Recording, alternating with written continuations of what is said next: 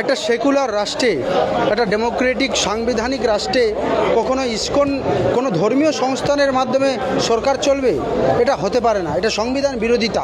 ISKCON একটা ধর্মীয় সংস্থা, সে খাওয়াক না, ফ্রি খাওয়াক, আমাদের কোনো আপত্তি নেই, বাইরে খাওয়াক, কিন্তু সরকার নিজের মিড ডে মিলের যে ব্যবস্থাপনা আছে সেটাকে বন্ধ করবে কেন? সরকারকে উচিত তারা এনশিওর করবে যে পাবলিকের টাকায় খাবে। ইসকনের দয়া দাক্ষিণ্যে আমাদের বাচ্চারা কেন মানুষ হবে? সম্পূর্ণভাবে নরেন্দ্র মোদীর সরকার দেশের অর্থনীতি থেকে শুরু করে সামগ্রিকভাবে প্রতিটা ডিপার্টমেন্টে ব্যর্থ, আর শিক্ষা ব্যবস্থাকে তো ধ্বংস করে দিয়েছে। শিক্ষা ব্যবস্থাকে সম্পূর্ণরূপে একটা ধ্বংস স্তূপ করে দিয়েছে। ধর্মেন্দ্র প্রধানকে ইমিডিয়েট রিজাইন করে দেওয়া উচিত। ভালো তৃণমূল মানে ওরা বিজেপি, বকলমে বিজেপি, অফিসিয়ালি বিজেপি না, তারা ব্যাকপথে ঘুরপথে বিজেপি।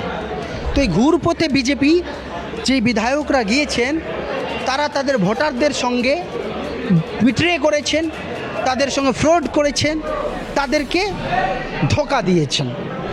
একটা সেকুলার রাষ্ট্রে, একটা ডেমোক্রেটিক সাংবিধানিক রাষ্ট্রে কখনো ইসকন কোনো ধর্মীয় সংস্থানের মাধ্যমে সরকার চলবে? এটা হতে পারে না, এটা সংবিধান বিরোধিতা এবং সংবিধান বিরোধী। ইসকন একটা ধর্মীয় সংস্থা, সে খাওয়াক না, ফ্রি খাওয়াক, আমাদের কোনো আপত্তি নেই, বাইরে খাওয়াক, কিন্তু সরকার নিজের মিড ডে মিলের যে ব্যবস্থাপনা আছে সেটাকে বন্ধ করবে কেন? এইটা বন্ধ করা অনুচিত। এবং এক্সট্রা খাওয়াক, এক্সট্রা বাইরে খাওয়াক, কিন্তু সরকারকে উচিত তারা এনশিওর করবে যে পাবলিকের টাকায় খাবে। তাদের দয়া দাক্ষিণ্যে, তাদের ইসকনের দয়া দাক্ষিণ্যে আমাদের বাচ্চারা কেন মানুষ হবে? ইসকন একটা ধর্মীয় সংস্থা, তারা তাদের ধর্মীয় জায়গায় খাওয়াবে, এতে আমাদের আপত্তি নেই, কিন্তু এটা সংবিধান বিরোধী বলে আমি মনে করছি। যে সমস্ত মিটের ঘটনা আমরা দেখতে পাচ্ছি, সেরকমভাবে প্রত্যেকবার পেপার লিক এবং শুধু নিয়ে নেই, ইউপিএসসি থেকে শুরু করে আর সরকারি কি বলবেন? এতবার পেপার লিক, তাহলে ওয়েস্ট বেঙ্গল যে ছিল এবং বিজেপির সাথে তাহলে কি ফারাক কি ছিল? এই সরকার সম্পূর্ণ শিক্ষা ব্যবস্থার দিকে ব্যর্থ। আজকে দেখুন শিক্ষা, পশ্চিমবঙ্গে আপনি দেখুন না, শিক্ষা উপদেষ্টা বানিয়েছে অর্জুন সিংয়ের মতো লোককে, যার গালিগালাজ আমরা দেখতে পাই, ভিডিওতে দেখতে পাচ্ছি।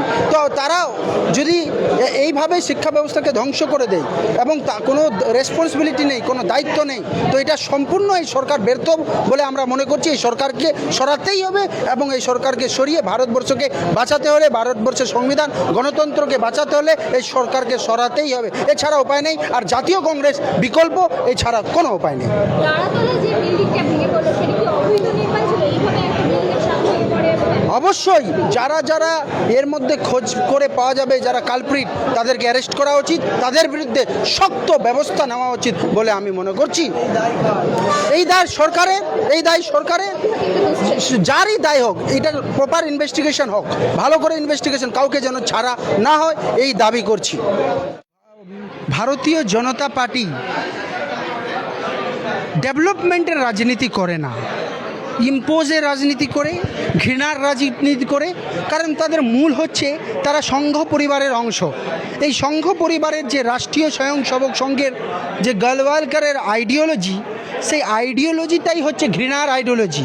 আর সেই ঘৃণার আইডিওলজির বিরুদ্ধে জাতীয় কংগ্রেসের আইডিওলজি একমাত্র লড়াই করে যাচ্ছে।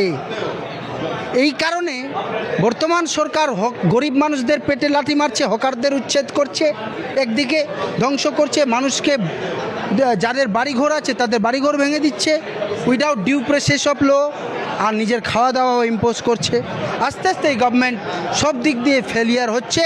এই গভর্নমেন্টকে আগামী দিনে মানুষ ছুঁড়ে ফেলে দেবে। দেখুন সম্পূর্ণভাবে নরেন্দ্র মোদীর সরকার দেশের অর্থনীতি থেকে শুরু করে সামগ্রিকভাবে প্রতিটা ডিপার্টমেন্টে ব্যর্থ, আর শিক্ষা ব্যবস্থাকে তো ধ্বংস করে দিয়েছে। শিক্ষা ব্যবস্থাকে সম্পূর্ণরূপে একটা ধ্বংস স্তূপ করে দিয়েছে।